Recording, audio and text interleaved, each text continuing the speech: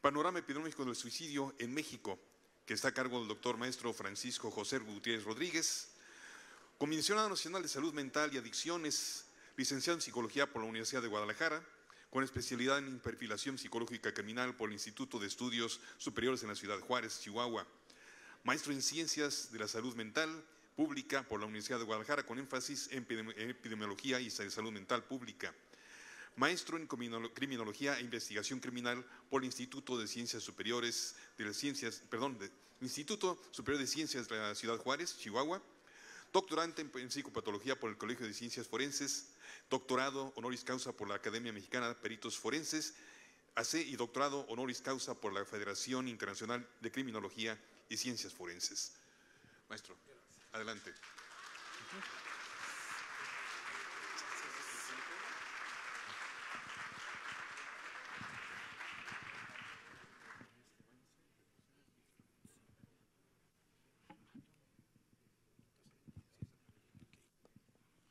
Bueno, antes que nada, muy buenas tardes, tengan todos y todas.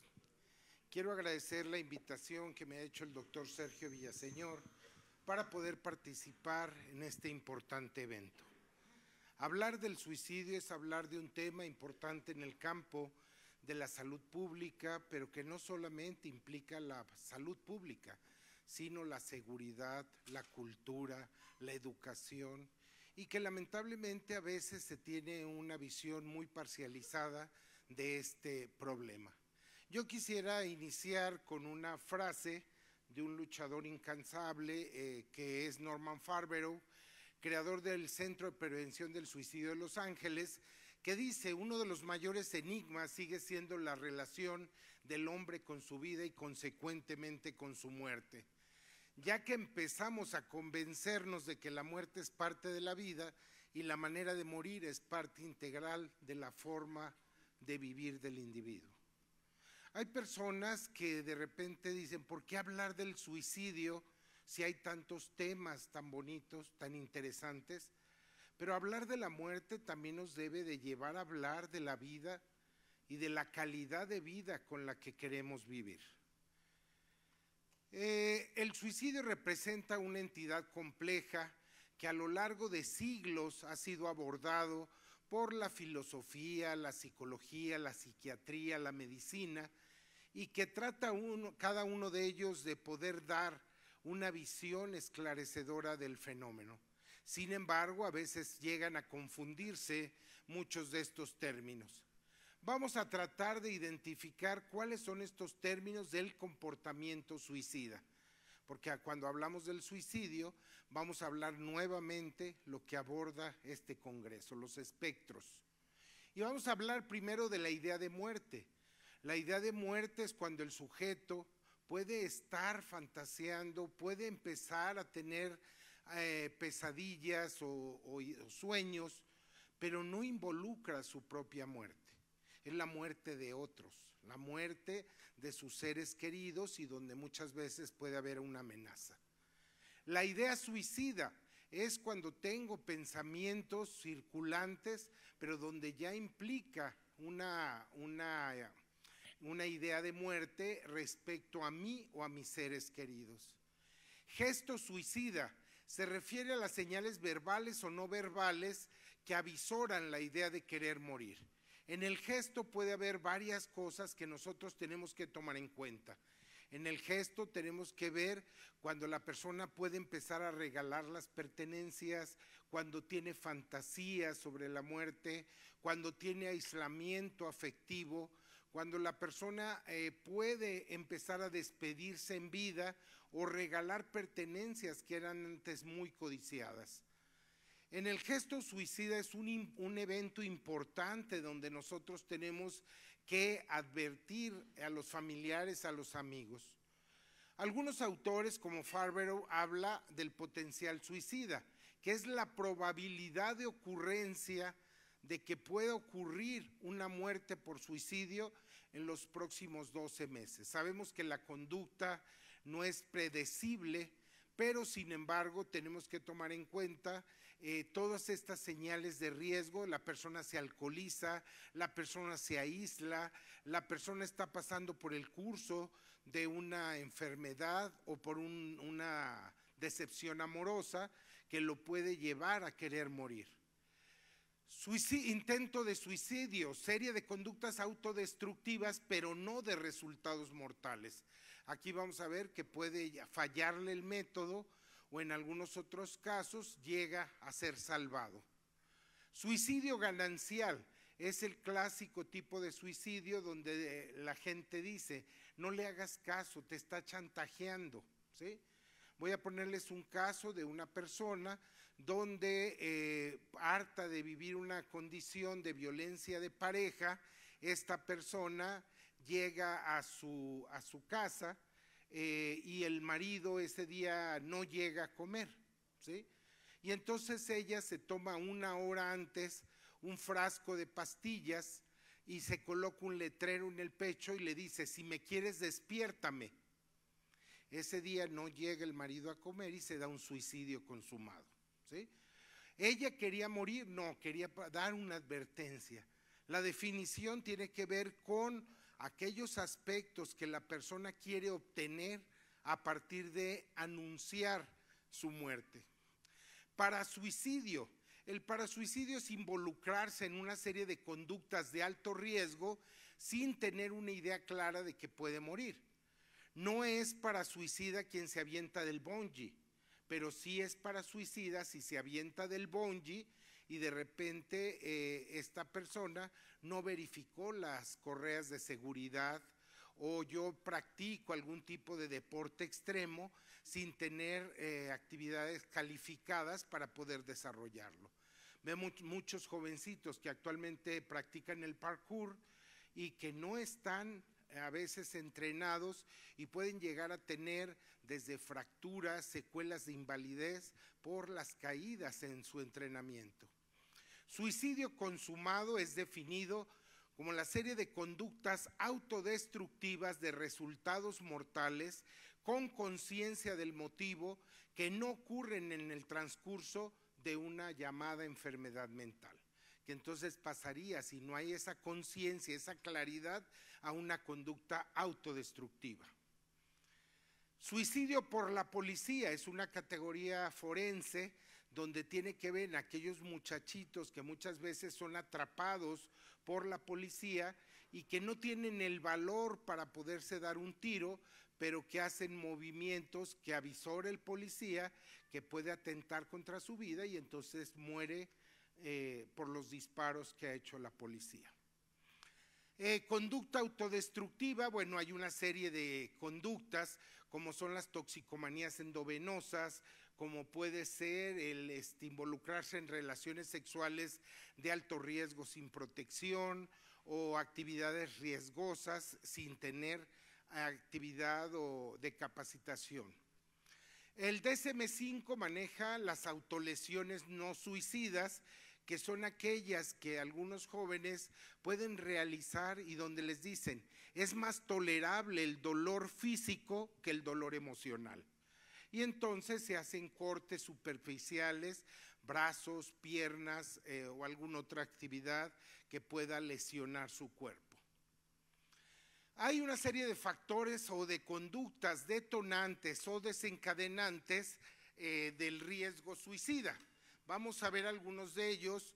Por ejemplo, en el caso de los niños, la muerte de seres queridos, problemas familiares, maltrato físico, psicológico. Un estudio realizado por la doctora Isabel Valadez Figueroa de Salud Pública aquí en Jalisco puso en evidencia que de un total de 3,000 niños evaluados, 23% habían tenido ideación o tentativa suicida ante el acoso escolar, el abuso físico, sexual o los fracasos escolares. No significa que estos son causas, son factores de riesgo, hay factores multicausales, biológicos, psicológicos y sociales. En los adolescentes, algunos factores están asociados con relaciones de pareja, que hoy saben ustedes que algunos jóvenes se involucran en relaciones sin compromiso afectivo, pero cuando muchas veces estas relaciones es el primer enamoramiento, llegan a tener relaciones de pareja idealizadas, donde si tú no estás, mi vida no tiene sentido y prefiero privarme la vida. La sensación de soledad. La Organización Panamericana de la Salud ha puesto en evidencia otro problema de salud pública importante que tiene que ver con la soledad no deseada. Y es un programa que estamos impulsando desde la CONASAMA para poder trabajar en este tipo de situación. El abuso sexual, los problemas alimentarios, ya no solamente la anorexia, la bulimia, la pica, la rumiación, sino problemas donde ahora se hace ejercicio extenuante, donde hay un conteo obsesivo de las calorías, pero la persona, si rebasa esos límites, llega a deprimirse. En los adultos, los problemas económicos de pareja, con el cuidado de los hijos, problemas legales. Durante la pandemia van a observar ustedes en las estadísticas que si bien no hubo un incremento importante de suicidios consumados, sí lo tuvimos de intentos de suicidio, ¿sí? Y sobre todo en población cada vez más joven. En los adultos mayores, la maestra Lilia Méndez Romero, una maestra en Psicología del Desarrollo, ella hablaba que el adulto mayor, que ahora me ha corregido el Instituto Nacional de Geriatría, diciendo personas mayores, sufren el síndrome de invisibilidad. Pareciera ser que el adulto mayor nadie lo toma en cuenta, como si no existiera. La jubilación, el abandono de la familia, la muerte de la pareja o algunas otras diagnósticos de enfermedades incapacitantes, invalidantes o dolorosas pueden ser un factor de riesgo. Tenemos que tomar en cuenta algunos indicadores, como yo hablaba hace algún momento, algunos trastornos del sueño, que ya de entrada el doctor Dorasco Valdés hablaba de que puede ser factor de riesgo para problemas neurológicos, ya sean disomnias o parasomnias, donde el sujeto no tiene un adecuado dormir. Pérdida del apetito, el aislamiento afectivo, cambia rápidamente de actividades, poca preocupación para asearse, se aísla afectivamente. Se dice que a veces el deprimido es su propio enemigo, porque rechaza cualquier tipo de intervención, ¿sí? ¿Qué te pasa? Nada, ¿sí? ¿Te puede ayudar algo? No, vete, quiero estar solo. Cierra la puerta y entonces empieza a rumiar lo solo que se siente, ¿sí? Aquí es muy importante que nosotros al deprimido podemos darles información, tomar acciones más directivas, pero sin rebasar su capacidad de poder decidir sobre el tipo de tratamiento que quiere tener, ¿sí? Que a propósito de la modificación de la Ley General de Salud del 2022, bueno, se han establecido algunos criterios, también en el 2023, con la aparición del decreto CONASAMA, se sentaron las bases para poder tener un modelo, una transición del modelo asilar al modelo comunitario. Ahora, ¿qué nos toca? Lo que hace rato escuchaba de algún ponente, de alguna persona del público, transitar hacia el modelo comunitario, ¿sí? Y donde podamos alternar esta atención intramuros con las atenciones extramuros. Bueno, vamos a ver algunas estadísticas que da la Organización Mundial de la Salud. Se estima hasta casi 1 millón de personas que mueren por suicidio al año. Tercera causa de muerte en personas entre los 15 y los 35. Por cada suicidio consumado existen cuando menos 20 intentos. Aproximadamente el 30% de los intentos logran eventualmente su objetivo. Es muy importante que todos los profesionales de la salud puedan advertir estas señales de riesgo. Si bien es cierto que hasta este momento no es un delito que un paciente se te suicide, lo cierto es que el artículo 224 del Código Penal establece corresponsabilidad de homicidio por negligencia al que proporcione los medios, al que incite al suicidio, y viene una modificación al artículo a quien haga caso omiso de las señales de riesgo. ¿Qué tienes que trabajar? La responsiva familiar, donde la familia esté enterada. Si la persona no cuenta con familiares, el poder avisar a tu jefe inmediato para poder tomar las medidas necesarias de atención. Un suicidio individual llega a afectar cuando menos a 6 personas en su medio. Aquí vamos a ver un mapa, me lo voy a brincar porque traigo uno más actualizado, los mapas de calor. A nivel internacional, las tasas de suicidio se encuentran en países del norte de Europa, en Europa del Este, Lituania, Bielorrusia, Estonia, Hungría, Dinamarca, con tasas de arriba de 40 por cada 100,000 habitantes hasta llegar a 50 por cada 100,000 habitantes. Las más bajas en la isla de Malta, en países católicos, en Irlanda, donde llegan a tasas de 2 por cada 100,000 habitantes. Vamos a encontrar que la tasa de suicidio en Estados Unidos se encuentra dentro del promedio mundial y es análoga a los países como Gran Bretaña y Canadá. Alemania, Escandinavia, Europa del Este y Japón tienen las tasas más elevadas, mientras que las más bajas, ya las había señalado, muchas veces en países altamente católicos. Vamos a ver algunos comportamiento demográfico del suicidio. Esta es una imagen, una gráfica de Borges en el 2010, donde parte desde los suicidios que se dieron en 1970 en una diferenciación entre hombres y mujeres y cómo se ha dado un incremento de casos de suicidio en población cada vez más joven. En Jalisco, el primer caso documentado de un suicidio infantil fue en 1997, donde un niño de 8 años se privó la vida por problemas familiares. De ahí, cada año, para el año pasado, fueron 22 menores de 18 años los que se privaron la vida por diversas causas. Vamos viendo que en México la tasa de suicidios ha mostrado un aumento significativo.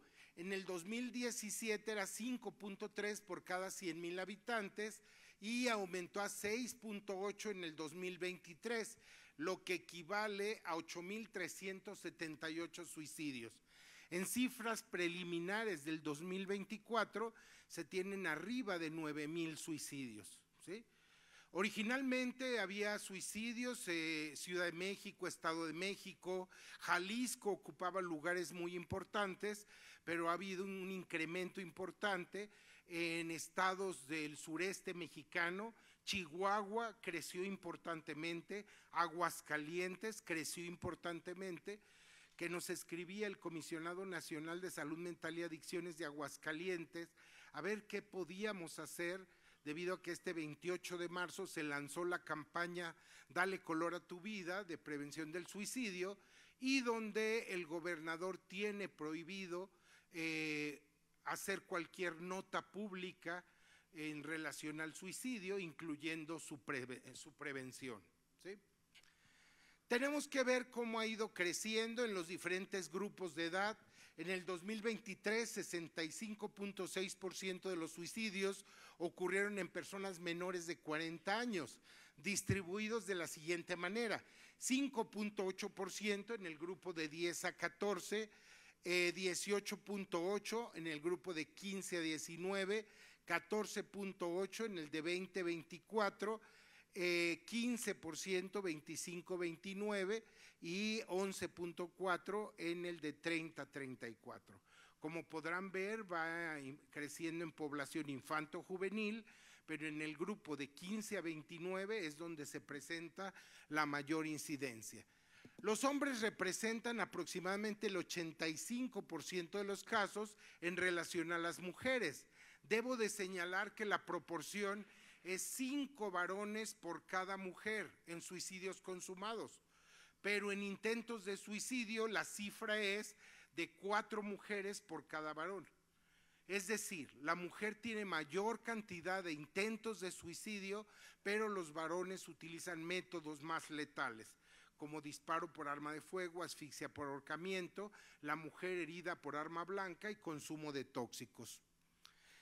Vemos cómo esta proporción nos lleva hacia desarrollar programas, no solamente para abordar, al final voy a poner algunas de las propuestas que hace la OPS en su programa de prevención del suicidio y que nos mostraron este reciente 28 de marzo, la propuesta que se hace desde la Organización Mundial de la Salud.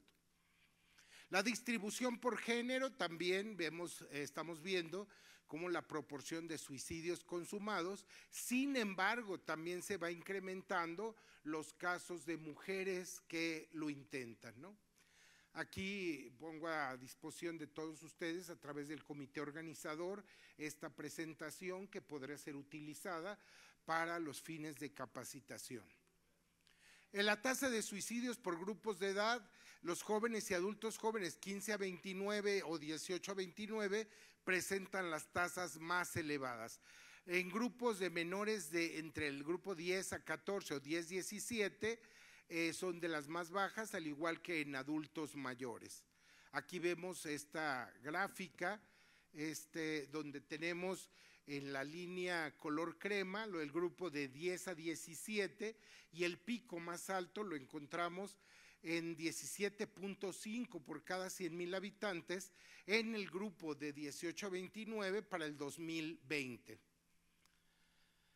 Vamos a ir viendo cómo el estado civil, hasta 80% son solteros y casados, 20% divorciados, viudos y en unión libre, ¿sí? Por sí solo no es una variable suficiente para considerar el suicidio, pero habrá que preguntarles a los divorciados, solteros, separados, más bien separados, cómo le hacen para ser más felices, ¿no?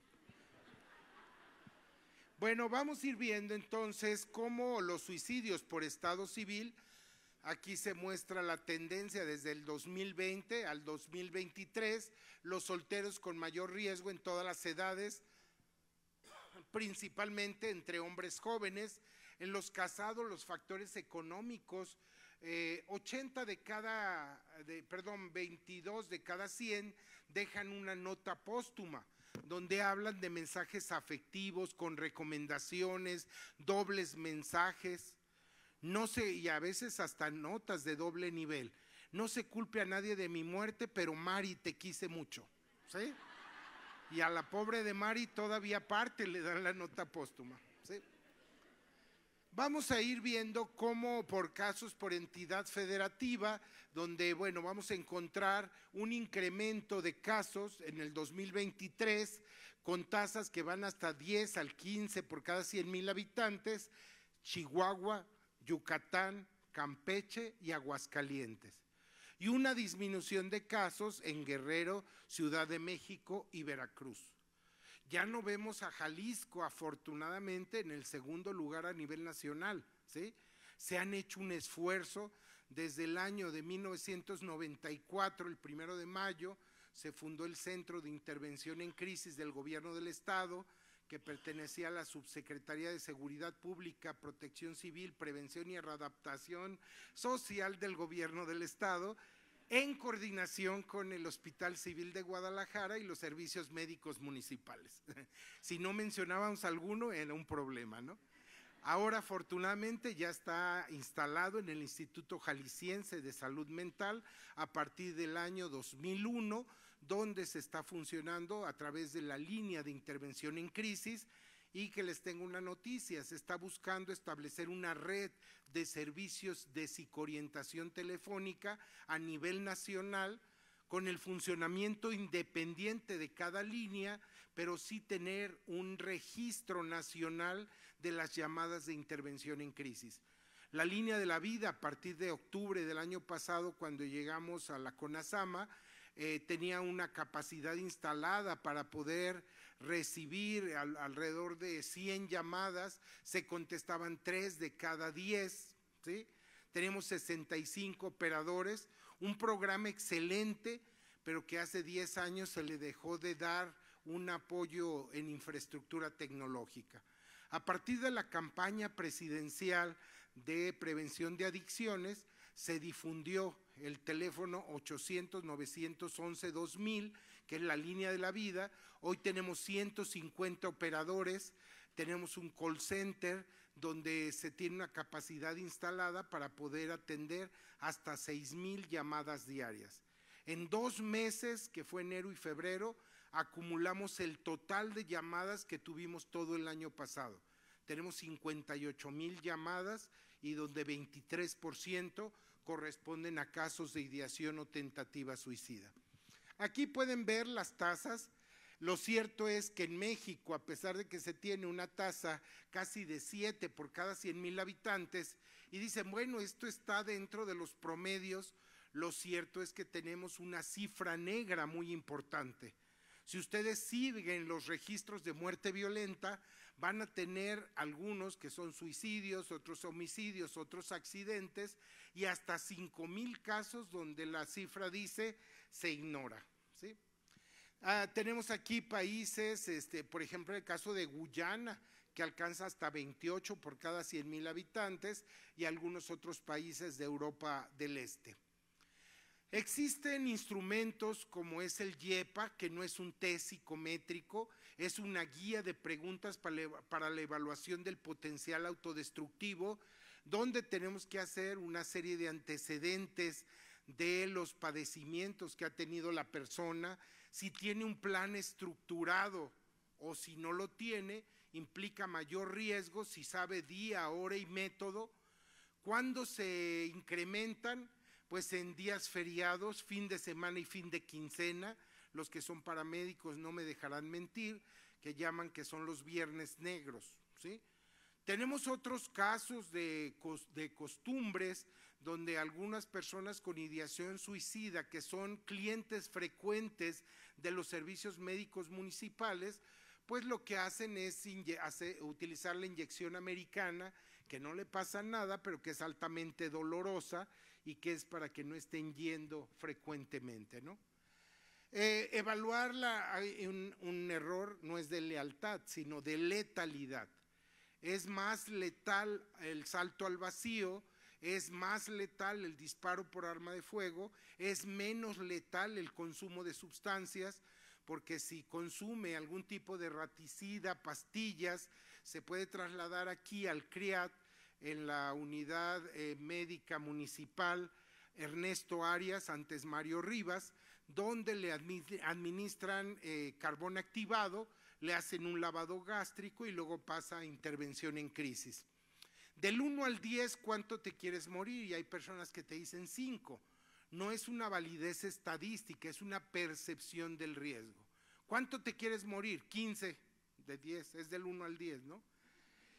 ¿Qué te detendría de querer morir?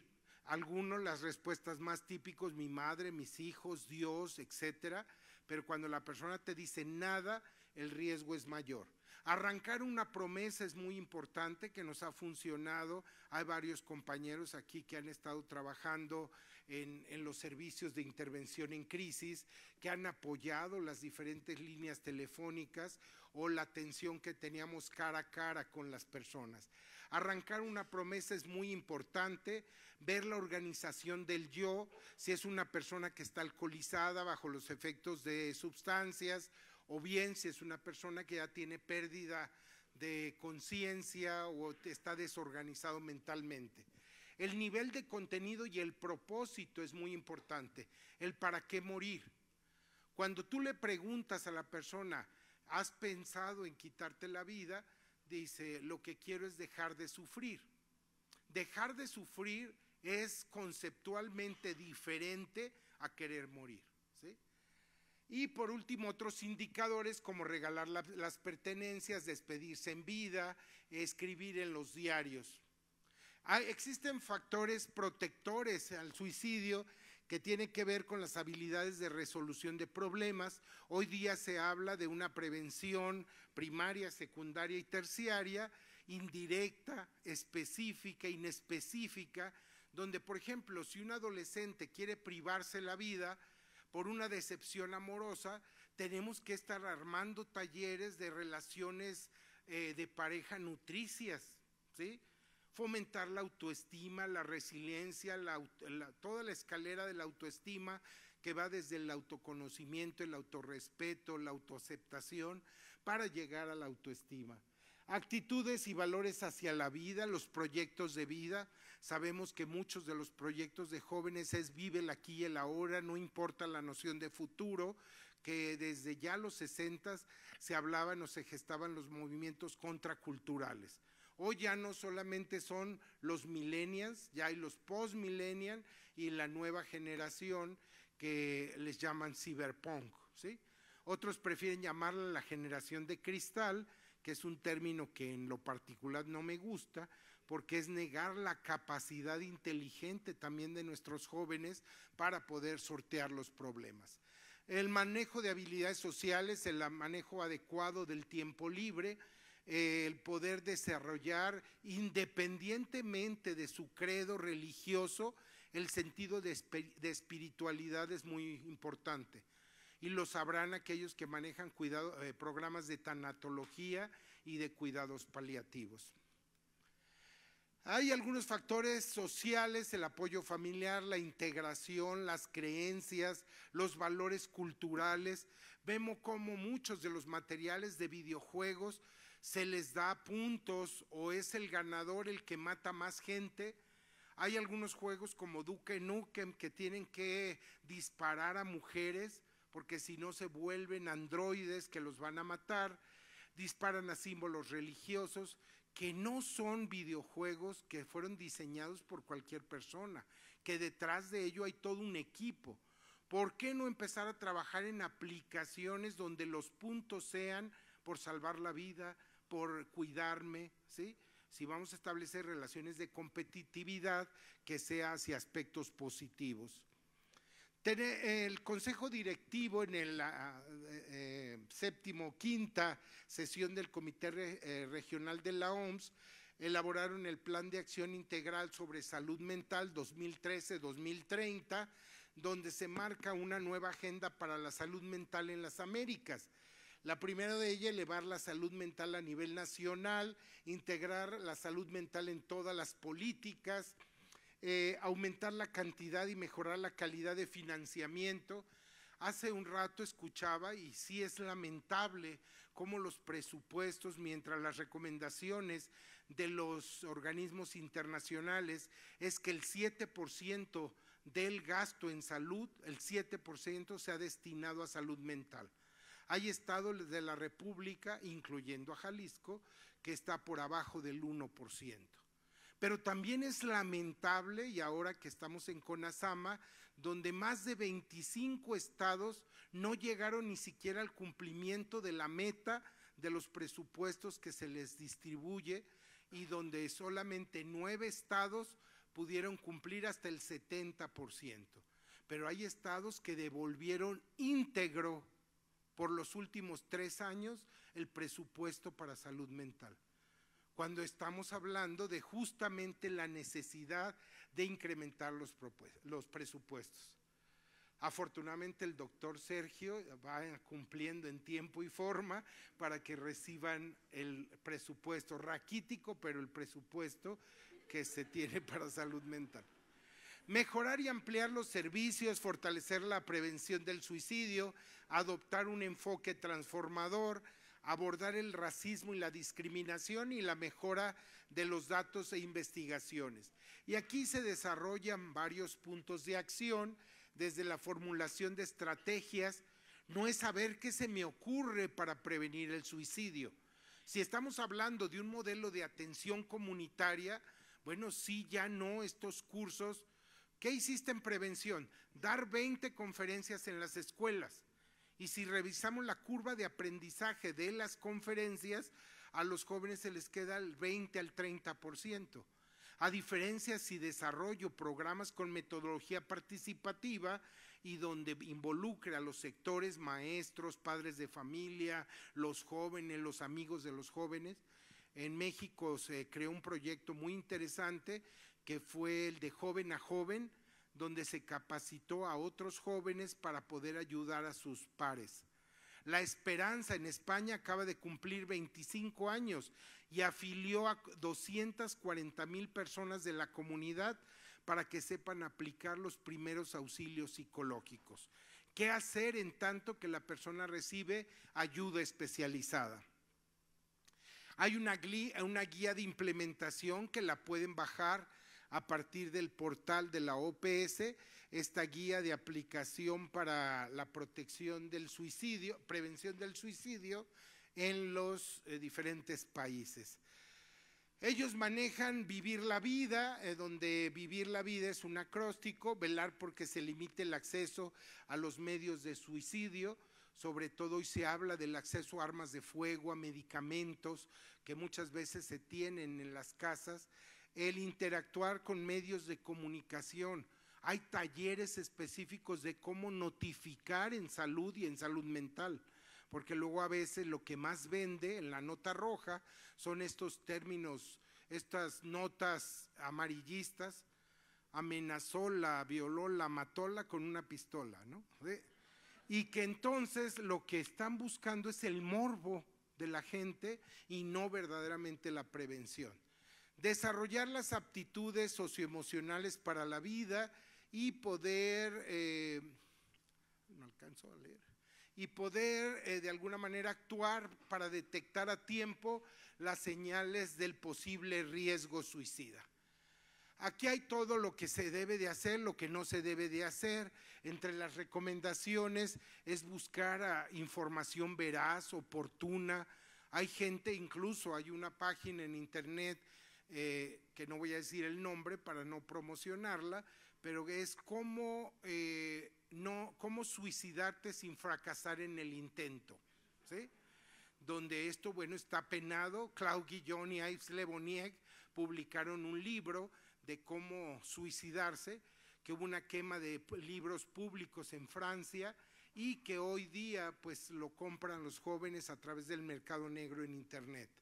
Tener cuidado en la entrevista familiar, es difundir los suicidios de personajes famosos. Algunos medios de comunicación con los que hemos interactuado dicen: no podemos publicar sobre el suicidio solo si son suicidios colectivos o personajes famosos. Pero esos personajes famosos también dan ejemplos a los jóvenes, ¿sí? Conclusiones: en el 2023 se registraron, aquí es 24, 9,072 suicidios, 833 más que en 2023, 6,772 fueron suicidios de hombres y 1,550 de mujeres. En promedio cada día se suicidan 25 personas. La tasa de suicidio para México es 6.99 por cada 100,000 habitantes. En el hombre es de 10.7 por cada 100,000, comparado con la mujer 2.4 por cada 100,000, de acuerdo a datos del Instituto Nacional de Psiquiatría, particularmente del doctor Sarmiento, ¿sí? Bueno, es muy importante en este contexto trabajar lo que es la prevención. Se ha lanzado esta campaña, Dale Color a tu Vida, que es una campaña de largo aliento, donde vamos a estar trabajando con los estados.